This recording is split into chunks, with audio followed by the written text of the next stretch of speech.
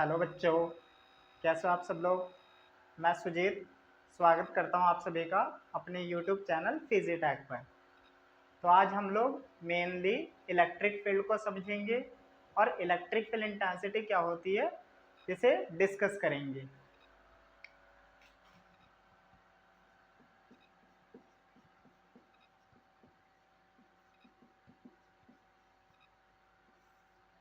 Electric field, देखो electric field का मतलब क्या होता है कि किसी भी चार्ज के अराउंड एक ऐसा स्पेस जहां तक उस चार्ज का इफेक्ट हो।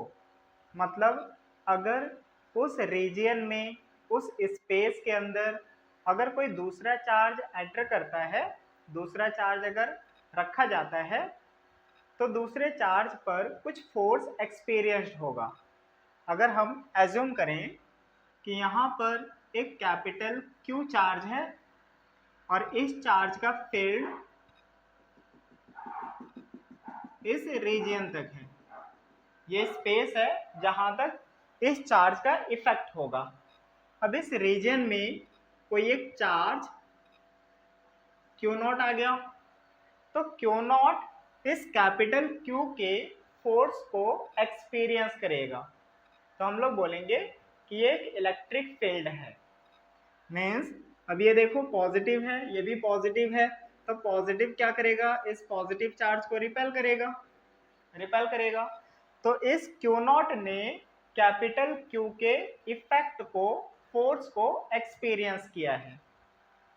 ये अपने पास इलेक्ट्रिक फील्ड होगा। इलेक्ट्रिक फील्ड का मतलब किसी भी चार्ज के अराउंड में एक ऐसा स्पेस जहां तक इस चार्ज का इफेक्ट हो।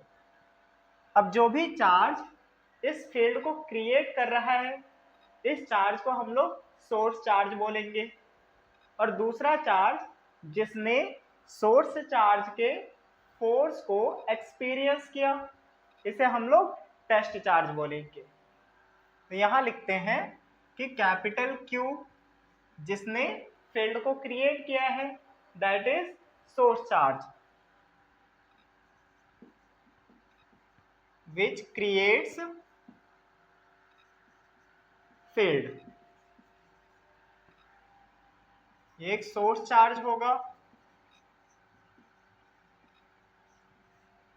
और सोर्स चार्ज को हम लोग पॉजिटिव भी ले सकते हैं और नेगेटिव भी ले सकते हैं।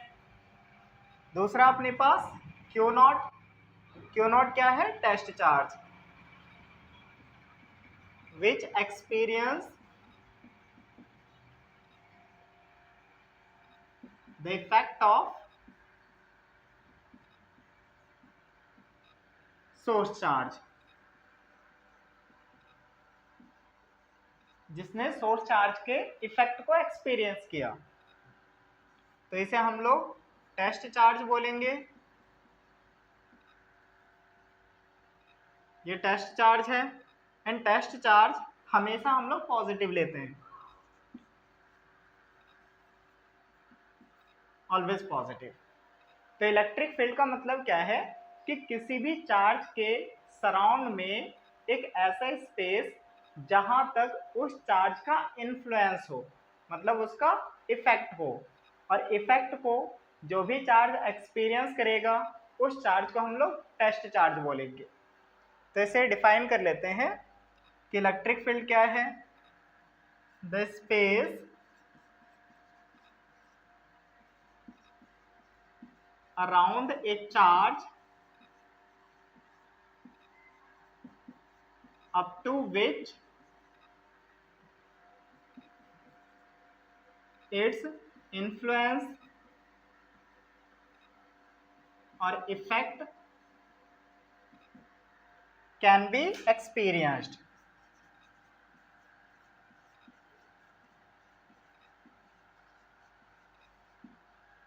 एक ऐसा स्पेस जहां तक इस चार्ज का इन्फ्लुएंस हो या इफेक्ट हो, तो इसे हम लोग, स्पेस को हम लोग इलेक्ट्रिक फील्ड बोल रहे हैं। ओके, तो ये अपने पास इलेक्ट्रिक फील्ड है। और जिस चार्ज ने इस फील्ड को जनरेट किया है या क्रिएट किया है, उस चार्ज को हम लोग सोर्स चार्ज बोलेंगे। और जिस चार्ज ने सोर्स चार्ज के इफेक्ट को एक्सपीरियंस किया, इसे अपन लोग टेस्ट चार्ज बोलेंगे। तो ये अपने पास इलेक्ट्रिक फील्ड है। अब इलेक्ट्रिक फील्ड की स्ट्रेंथ क्या होगी इसे समझते हैं। तो यहां लिखेंगे electric field intensity. Electric field intensity, electric field intensity का मतलब स्ट्रेंथ ऑफ द फील्ड।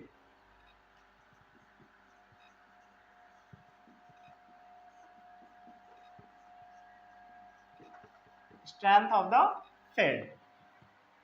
अब इलेक्ट्रिक फील्ड इंटेंसिटी हमेशा किसी पॉइंट पर डिफाइन करेंगे।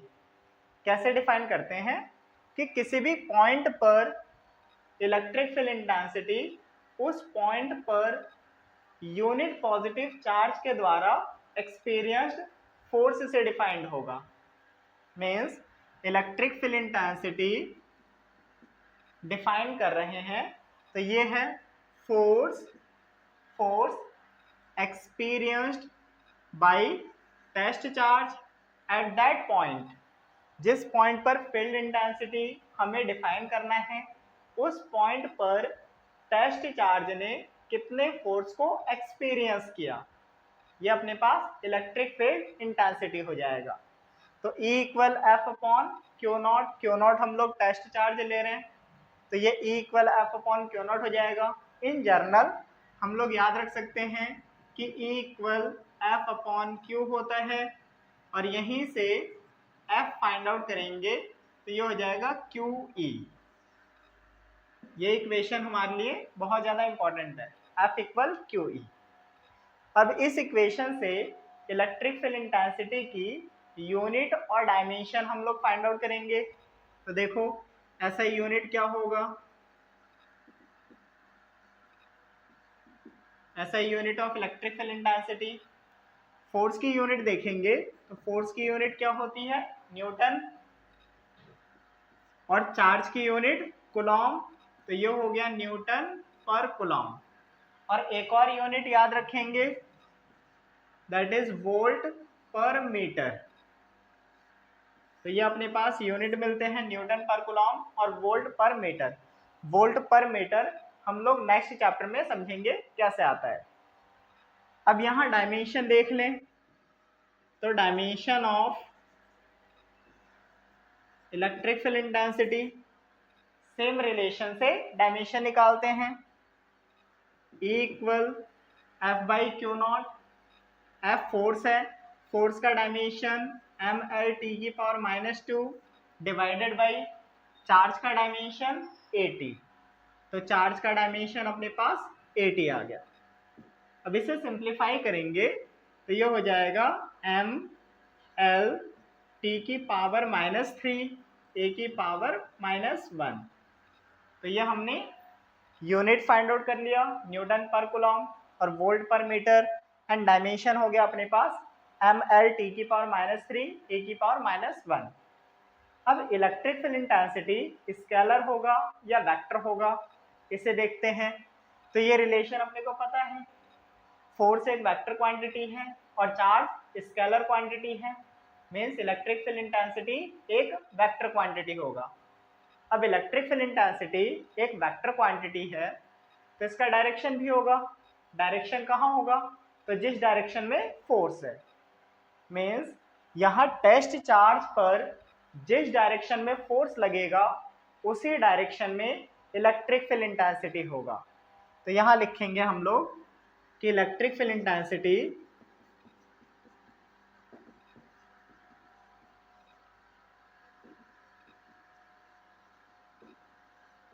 Is a vector quantity. ये एक वेक्टर क्वांटिटी है। डायरेक्शन कहाँ है, तो direction along the force, and it is directed along force. Force के अलोंग इसका डायरेक्शन होगा। तो इलेक्ट्रिक फील्ड इंटेंसिटी कैसे डिफाइन किया हमने कि किसी भी पॉइंट पर इलेक्ट्रिक फील्ड इंटेंसिटी उस पॉइंट पर यूनिट पॉजिटिव चार्ज के द्वारा एक्सपीरियंस्ड फोर्स से डिफाइंड होगा। हम लोग यूनिट पॉजिटिव चार्ज बोल रहे हैं। इन जनरल हम लोग याद रखते हैं कि force experienced by test charge, force experienced by test charge ये इलेक्ट्रिक फील्ड इंटेंसिटी है।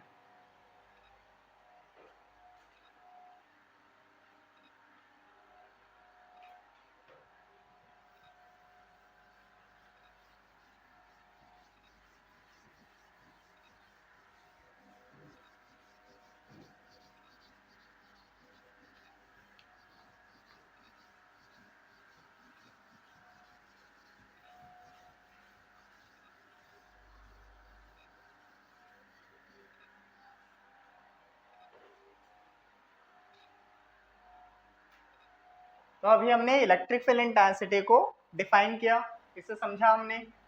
अब वेक्टर फॉर्म में लिख लेते हैं, E vector equal F vector upon Q. हम लोग क्यू ही लिखेंगे, क्यू नॉट की जगह क्यू लिखेंगे। एफ वेक्टर देखेंगे तो एफ वेक्टर क्या मिलेगा, Q E vector, Q E vector. अब कुछ बेसिक प्रॉब्लम डिस्कस करते हैं इसके।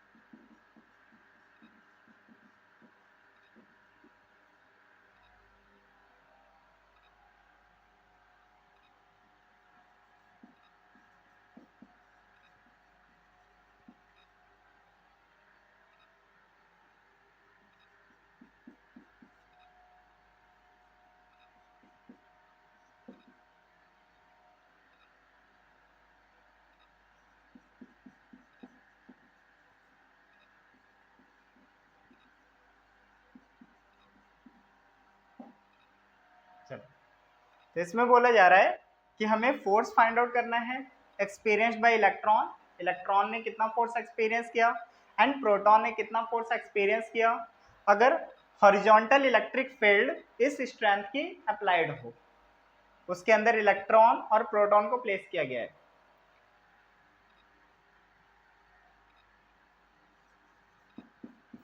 तो सबसे पहले इलेक्ट्रॉन का देख लेंगे। हमें पता है एफ वेक्टर जो होता है वो क्यू ई वेक्टर होता है।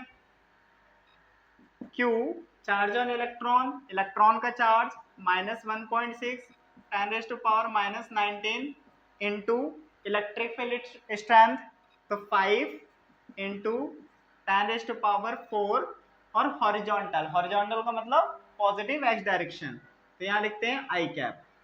इसे सिंप्लीफाई करें तो एफ वेक्टर हो जाएगा -1.6 को 5 से मल्टीप्लाई करें तो ये हो गया -8 इंटू 10⁻⁻19 इंटू 10⁻⁴, ये हो गया 10⁻⁻15 आई। मीन्स फोर्स का मैग्नीट्यूड देखेंगे हम लोग तो फोर्स आ गया 8 इंटू 10⁻15 न्यूटन और डायरेक्शन किधर है तो -i, मीन्स x का अपोजिट, तो ये लिखेंगे अलोंग -x। तो ये तो अपने इलेक्ट्रॉन का आ गया, इलेक्ट्रॉन पे हमने फोर्स फाइंड आउट कर लिया। सेम प्रोटॉन पर फोर्स फाइंड आउट करते हैं। Again same relation F equal Q E होता है, तो F vector Q E vector हो गया। चार्ज ऑन प्रोटॉन देखोगे तो ये positive 1.6 10⁻⁻19 into strength of electric field 5 10⁻⁴ और हॉरिजॉन्टल है तो पॉजिटिव आई कैप। सेम मल्टीप्लाई करें तो 8 इंटू 10⁻⁻15 आई हो गया। मीन्स फोर्स का मैग्नीट्यूड सेम मिलेगा 8 इंटू 10⁻⁻15 न्यूटन, और ये पॉजिटिव आई आ रहा है अलोंग पॉजिटिव एक्स। तो हमारा बेसिक प्रॉब्लम था जिसमें एक इलेक्ट्रॉन को और एक प्रोटॉन को प्लेस किया था हमने हॉरिजॉन्टल इलेक्ट्रिक फील्ड में। हमें इलेक्ट्रॉन पर और प्रोटॉन पर फोर्स को फाइंड आउट करना था।